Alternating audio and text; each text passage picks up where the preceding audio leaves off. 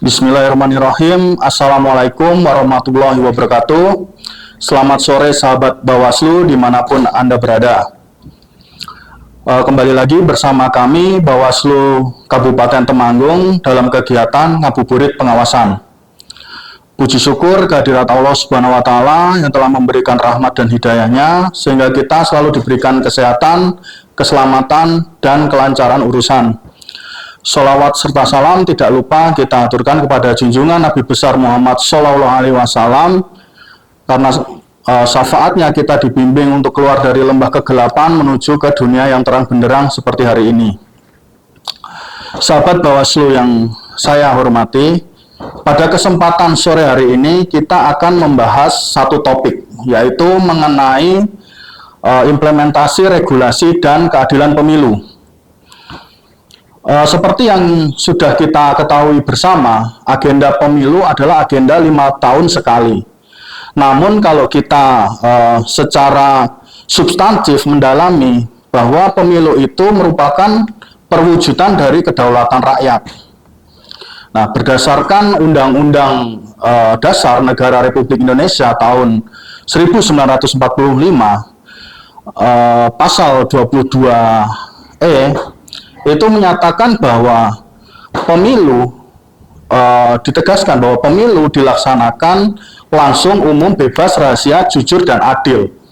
Nah, kata adil di akhir itu bukan hanya sebagai pelengkap atau bukan sebagai pelengkap, namun dimaknai sebagai proses yang harus ada atau terkandung dalam demokrasi. Nah, kalau kita berbicara ayat Al-Quran, disebutkan bahwa di surat Al-Maidah ayat 8 bahwa Allah Subhanahu wa Ta'ala menyuruh umatnya agar beriman dan juga mengedepankan sifat adil tersebut, seperti itu. Yang jadi pertanyaan adalah bagaimana keadilan itu bisa terwujud? Jawabannya ada pada implementasi regulasi. Nah, regulasi ini kalau kita maknai sebagai ayat maupun pasal itu tidak tidak menyeluruh. Jadi kita memaknai suatu aturan itu harus menyeluruh, tidak boleh inklusi, tidak boleh hanya secara tekstual tapi secara kontekstual, seperti itu. Nah, kembali lagi, bagaimana adil itu bisa terwujud? Jawabannya ada di implementasi regulasi, seperti itu. Nah, di Undang-Undang 7 tahun 2017 tentang pemilihan umum itu menyebutkan mengenai penyelenggara pemilu. Itu ada Komisi Pemilihan Umum yang bertugas sebagai pelaksana teknis penyelenggaraan pemilu, Bawaslu sebagai pengawas penyelenggaraan pemilu, dan juga ada Dewan Kehormatan Penyelenggara Pemilu atau DKPP yang bertugas sebagai penjaga etik penyelenggara. Nah, masing-masing lembaga ini mempunyai aturannya masing-masing, seperti KPU mempunyai PKPU, Bawaslu mempunyai Perbawaslu, dan DKPP pun punya aturan sendiri. Aturan itu akan aturan yang baik itu akan berjalan baik apabila diimplementasikannya dengan sungguh-sungguh. Nah, setidaknya ada 5 prinsip utama yang menjadi dasar dalam pengimplementasian regulasi. Yang pertama adalah kepastian hukum. Jadi, kepastian hukum ini sangat penting karena setiap tahapan atau proses pemilu itu harus didasarkan dengan aturan. Nah, tidak boleh adanya diskresi yang berlebihan atau melampaui dari batasan ketentuan hukum, sehingga kalau ini dilaksanakan secara konsisten, maka kepercayaan publik terhadap penyelenggara pemilu pun akan meningkat. Lalu yang kedua adalah transparansi. Dalam pelaksanaan penyelenggaraan pemilu itu harus bisa diakses dan informasinya itu bisa didapatkan oleh masyarakat secara penuh dan mudah.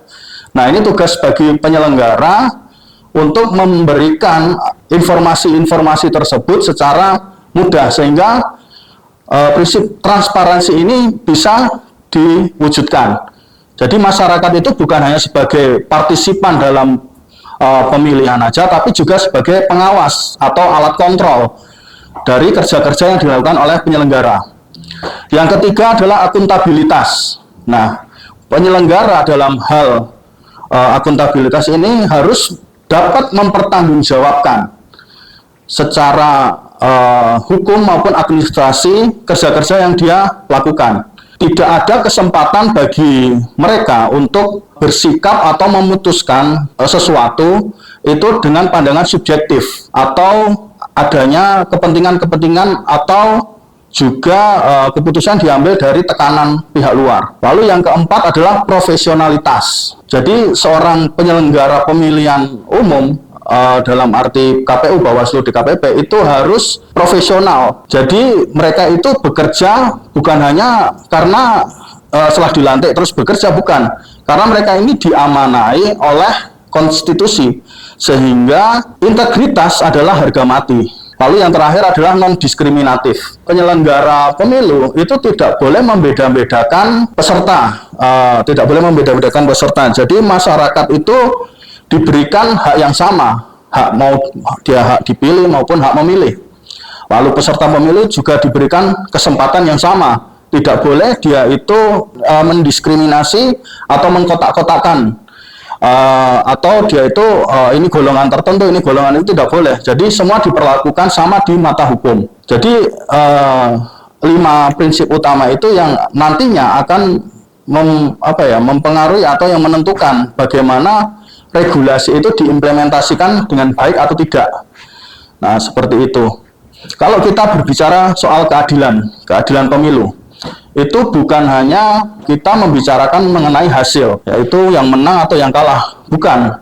Tapi kita berbicara mengenai proses. Nah, proses di mana setiap orang mempunyai kesempatan yang sama dalam berkompetisi dalam pemilu, seperti itu. Semua mempunyai kesempatan yang sama, semua punya hak dan tanggung jawab yang sama. Kalau kita berbicara tentang tugas dan kewenangan, memang tugas penyelenggara pemilu. Namun kalau kita berbicara mengenai tanggung jawab, suksesnya demokrasi, suksesnya pemilu, itu merupakan tanggung jawab bersama. Seperti halnya diajarkan dalam agama Islam, kita itu selalu berukhuwah atau kebersamaan. Nah, di Bawaslu pun, slogan Bawaslu pun seperti itu. Jadi slogan Bawaslu kan bersama rakyat, awasi pemilu, bersama Bawaslu, tegakkan keadilan pemilu. Makna yang pertama dalam slogan Bawaslu itu kan kita mengajak bersama partisipasi masyarakat.